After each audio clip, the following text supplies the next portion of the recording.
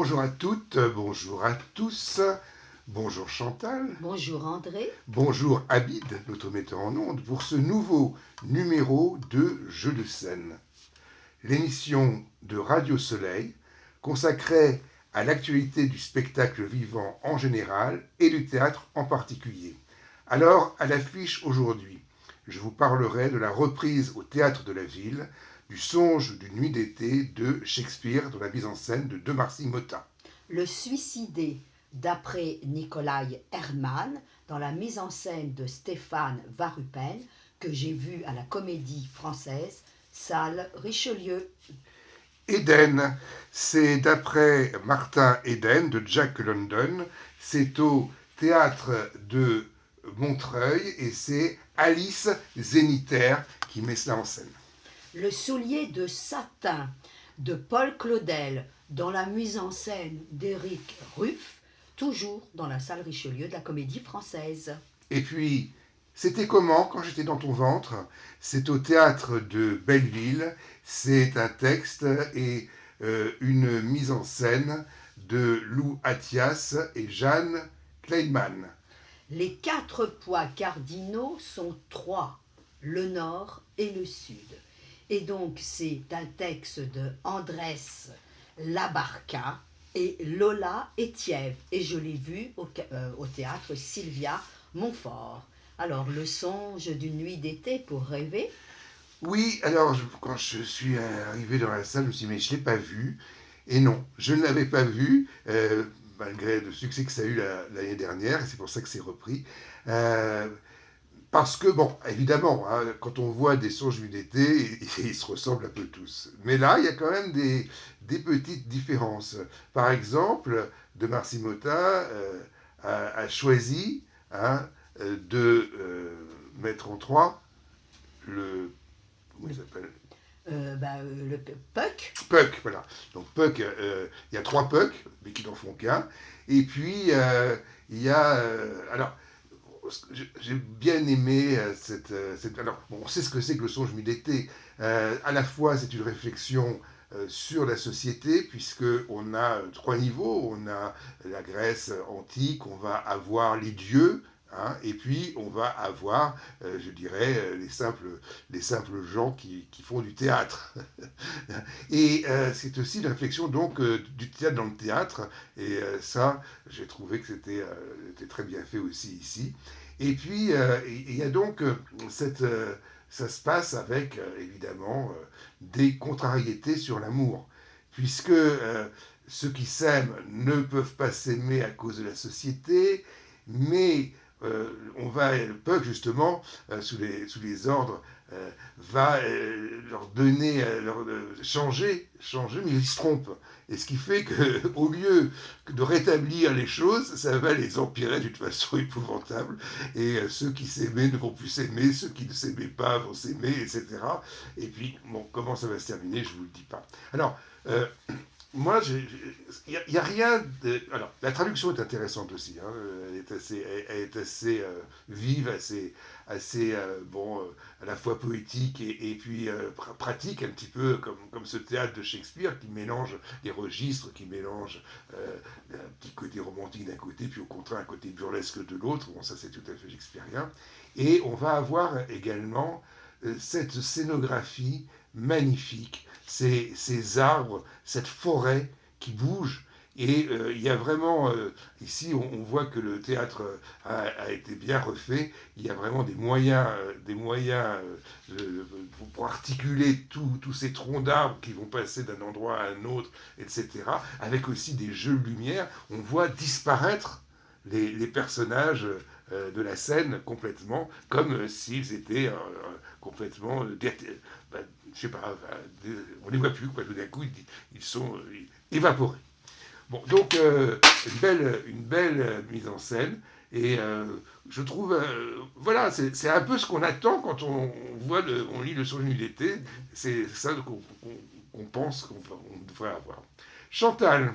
Alors, Le Suicidé à la Comédie Française, c'est d'après Nikolai Hermann et c'est une mise en scène de Stéphane Varupen. Enfin, moi, j'adore ce texte, j'aime le voir et le revoir et j'y trouve autant de plaisir, tellement il est grinçant, tellement il est caustique. C'est l'histoire d'un chômeur, Semyonovitch Podselkalnikov. Donc, il se réveille la nuit, il est affamé, il a envie d'un bout de saucisson, et donc, à partir de là, ça va s'emballer, il va se disputer avec sa femme, et celle-ci et sa belle-mère vont croire qu'il veut se suicider. Ça prend une ampleur inimaginable avec le voisin, et donc son suicide serait économique et social, et donc les différents représentants des institutions vont vouloir récupérer cet événement, l'instrumentaliser, et puis vont vouloir que Semyon soit la victime du système et soit le porte-parole, soit leur porte-parole. Bon, il y a plein d'ironies tragiques, parce qu'il y a la peur, bien sûr, du totalitarisme, et ça rend tout le monde paranoïaque, qui souffre du soviétisme et puis d'une collectivisation un peu invisible, d'une collectivisation véritablement violente de la part de Staline. Alors, il y a une critique, bien sûr, du pouvoir politique, mais il y a aussi une critique de ces petites gens qui se sentent délaissés par le régime. Et ça dépasse aussi un peu cette satire, parce qu'il y a naturellement la réflexion sur la mort. Alors, la scénographie, c'est Éric Ruff. J'ai beaucoup aimé, parce qu'on a bien sûr la pièce, la chambre de Semyon, mais on sent l'esprit communautaire. Il y a des coins et des recoins, peut-être même des pièces qu'on ne voit pas, mais Éric Ruff nous arrive à nous donner l'illusion de ce hors-scène, et on sent le resserrement, l'esprit communautaire, et ensuite, c'est le grand gymnase vide pour le banquet final. Et là, on a un vertige un peu à l'image de Semyon qui voit approcher la mort. Bon, les comédiens, bien sûr, sont très bien. Stéphane Varupen propose une mise en scène assez conventionnelle, assez, assez attendue, mais qui colle bien au sujet, et elle est très illustrative, anecdotique, et je l'ai trouvée plaisante et ludique, avec plein de tableaux sarcastiques. Il faut dire qu'il y a bien sûr toujours les performances des acteurs français. Jérémy Lopez, il est ce Semyon un peu dépassé, un peu soumis. J'ai beaucoup aimé Adeline Dermy, qui joue l'épouse, avec son petit costume conventionnel, et Serge Bagdasarian, qui est l'autorité intellectuelle. Et bien sûr, il va défendre ceux qui ne peuvent pas parler, ou qui peuvent parler tout bas parce qu'ils sont vivants, et donc il se met du côté des morts. Donc allez voir ce spectacle, et peut-être celui que j'ai préféré, c'est celui qui joue le coursier de la police, clairement Hervieux Léger, parce que lui, il est jusqu'au boutisme radical, et puis il est comme une machine froide qui est au service du régime. C'est à la Comédie Française.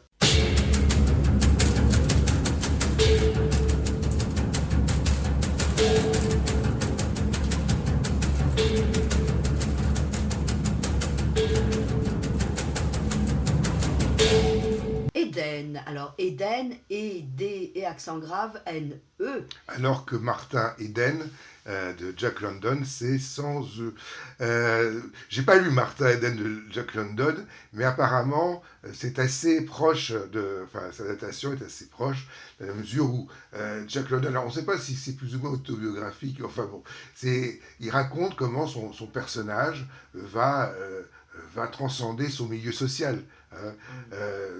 Depuis, c'est devenu très répandu. Mais il est donc aventurier, il n'a pas fait d'études, et il va sauver un petit bourgeois qui va l'introduire dans sa société. Et là, il va choisir de venir, il a envie, il a l'ambition de s'élever à ce niveau-là à travers l'écriture. Et voilà, donc, mais une fois arrivé à ce niveau-là, il va s'apercevoir que ce niveau-là n'est pas si intéressant que ça. Bon, alors, elle reprend cela fidèlement. Ceci étant, je trouve que il y a tellement de choses qu'elle fait en plus, si je puis dire. Euh, déjà, bon, on va pas dire le féminisme, parce que c'est pas, elle va pas faire ça de ce point de vue-là, mais il n'y a que des personnages féminins. Donc forcément, hein, on a cet enjeu-là. Hein. Quelque part, cette société est étrange, puisqu'elle n'est représentée que par des femmes. Ensuite, il y a l'actrice, d'ailleurs excellente, hein, qui va jouer Eden, qui est Camille Léon Fucien. Elle est à la fois assez large, je puis dire, hein, en face de toutes ces petites bourgeoises qui sont toutes maigres, et puis elle est noire. Voilà. Donc, ça rajoute des dimensions. Et donc, du coup... Une interprétation. Du coup, mais ça me... Non, j'ai du mal à croire à la base de l'histoire. C'est-à-dire que... Oui, mais peu importe, tu as le spectacle. Oui. Oui, mais enfin, moi j'ai besoin, on me montre des ouvrières en train de plier du linge, etc. J'ai besoin d'y croire. Hein, le théâtre, c'est ça. C'est croire à ce qu'on voit. C'est jouer pour qu'on croie à ce qu'on voit. C'est pas uniquement voir quelque chose. D'accord ? Et là, du coup, hein, j'ai pas réussi. J'ai trouvé que c'était plein de poncifs, plein d'attendus. Et moi aussi, je suis bourgeois. Je prétends pas connaître la classe ouvrière. Hein, mais pourtant, là... bon, voilà, certainement plus que les au départ, la metteuse en scène. Hein, bon. Élise Zeniter. Oui, hein, qui elle, bon. Bref, mais voilà, donc moi, j'ai pas été conquis par cette Eden. Chantal. Alors, le soulier de satin. Donc, oui, j'ai voulu le voir, mais je me suis pris trop tard. Oui, mais je pense que ça sera repris. Hein. Bon, hein, on sait bien qu'à la Comédie Française, il y a des alternances. Il y aura une nouvelle saison. Alors, donc, pour moi, c'est une très belle réussite, un grand moment de théâtre. Un grand et long moment. Oui, mais c'est 7 heures, ce n'est pas les 11 heures qu'on aurait pu avoir. Mais comme il y a 3 entr'actes, avec un qui dure 1h30, c'est tout à fait faisable et tout à fait possible. Alors c'est une grande saga, j'ai envie de dire historique, épique, que nous propose Éric Ruff. Alors rapidement, hein, l'argument, à la suite d'un naufrage, Don Rodrigue de Manacor, sur la côte africaine, découvre le visage de Donia Prouez, qui est l'épouse de Don Pélage. Et entre ces deux-là, il va y avoir un amour total, absolu, mais pour moi c'était terrible parce qu'il y aura très peu de rencontres entre ces deux-là. Ils seront souvent empêchés, mais ce sont leurs âmes qui se rencontrent. À un moment donné, Don Rodrigue dit « Quand je dors, j'entends Donia Prouez ».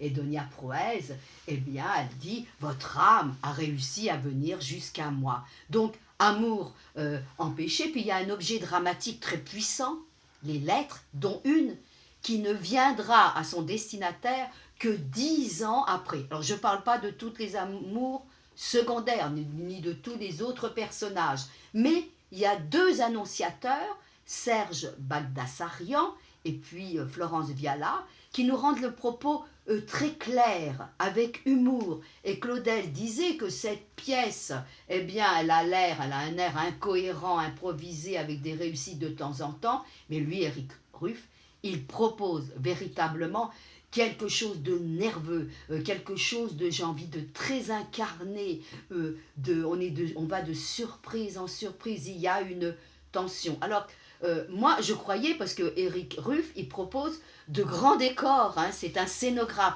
Eh bien non, là, le plateau, il est vide. Mais au fond, il y a toute la machinerie de la Comédie Française. Et moi, ça m'a fait rêver. Certes, il y a quand même des toiles de forêt, de ciel, de mer, etc., de vierges, parce que dans la 4e journée, eh bien, le Don Rodrigue, il sera un vendeur d'images pieuses. Mais ce sont les costumes qui sont faits, enfin, qui ont été pris dans le patrimoine vestimentaire de la comédie française par Christian Lacroix. Ce sont ces costumes qui sont chatoyants, qui sont luxueux quand il le faut, et bien qui font des corps. Ce sont les effets de groupe, en fait, qui contextualisent. Et puis, il y a de la musique, on entend des bruits. Donc, les lieux, on les sent. On est en Afrique, on est du temps des conquistadors, on est en Espagne.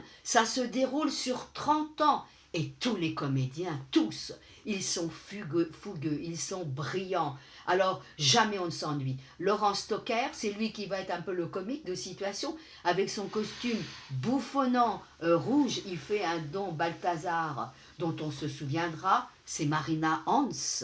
C'est sa mère qui avait été prouesse dans la mise en scène d'Antoine Vitez. Eh bien, Marina Hans, elle est énigmatique, elle est puissante, c'est une belle personne. Quand elle offre le soulier de satin à la Vierge pour aller en boitant vers le péché. Et puis, il y a, moi j'ai adoré, Souliane Brahim, parce qu'elle est la fille de Prouès. On la voit dans la 4e journée, elle est complètement fragile. Elle est complètement touchante, mais elle est complètement illuminée. Didier Sandre, qui est un don pelage rigoureux, eh ben lui, il avait joué Rodrigue dans la mise en scène d'Antoine Vitez. C'est vraiment un grand moment de théâtre pour moi, et je pense que c'est un moment fondateur dans l'histoire des grandes œuvres, des grandes mises en scène. On essayait de trouver des places à la Comédie Française.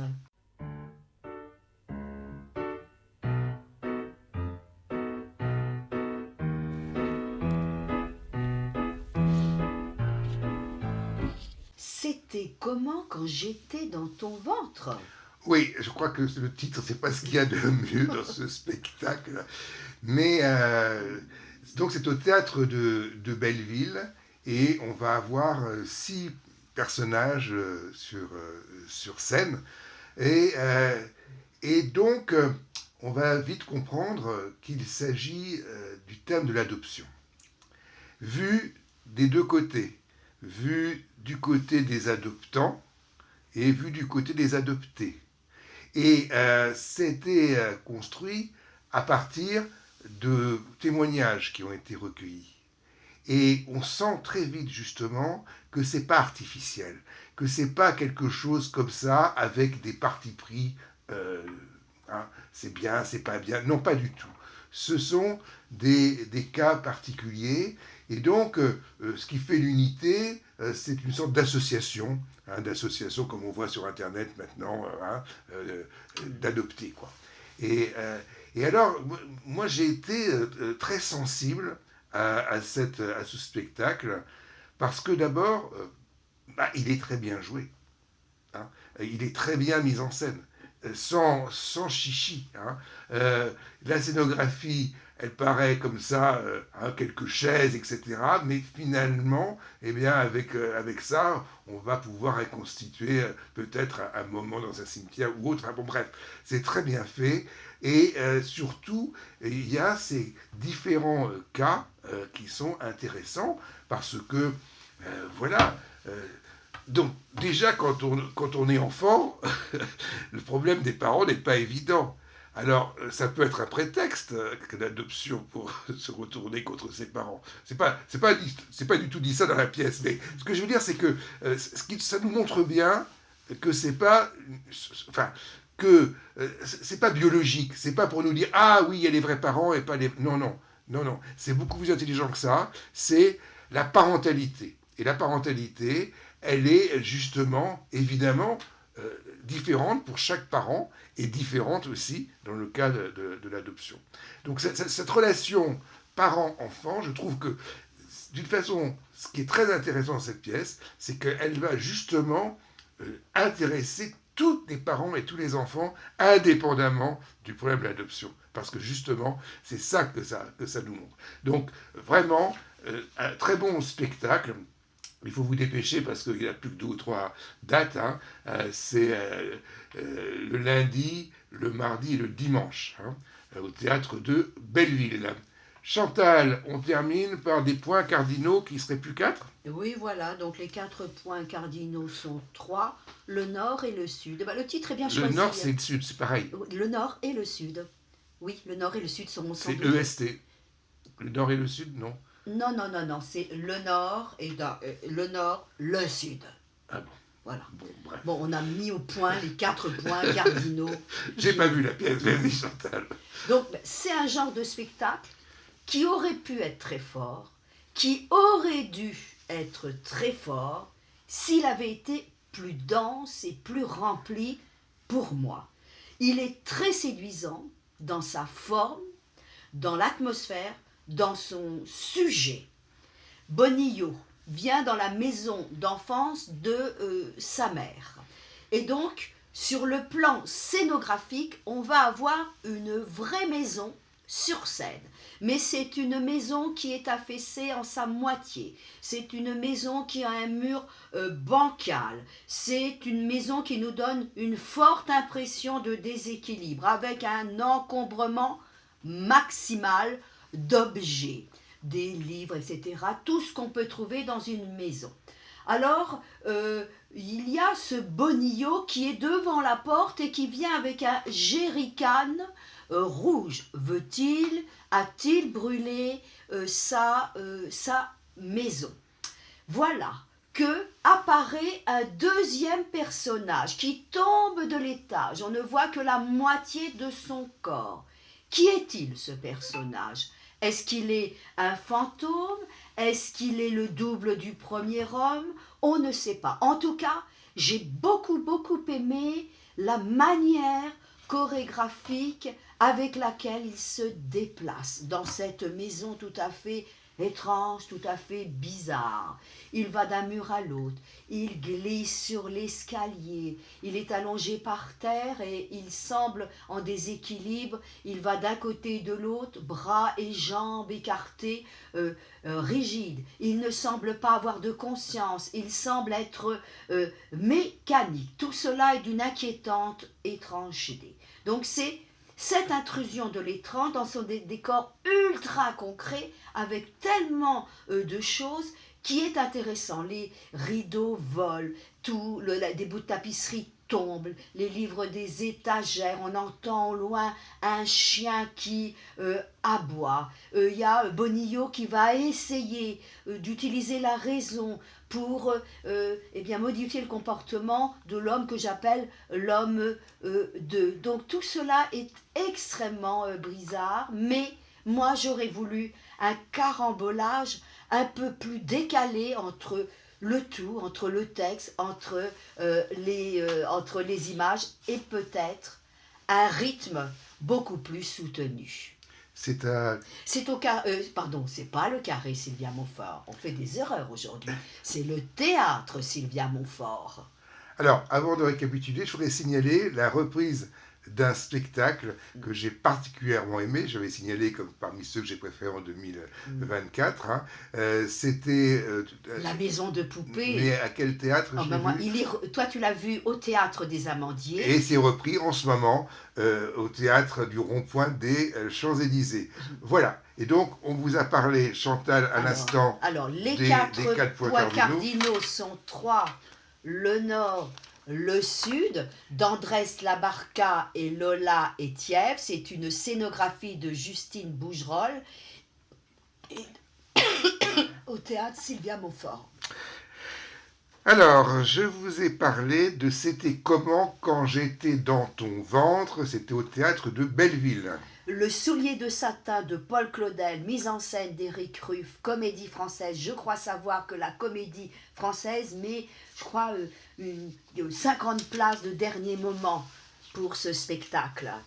Et puis, au théâtre public de Montreuil, Éden, c'est Alice Zeniter qui adapte le roman d'Arthur London.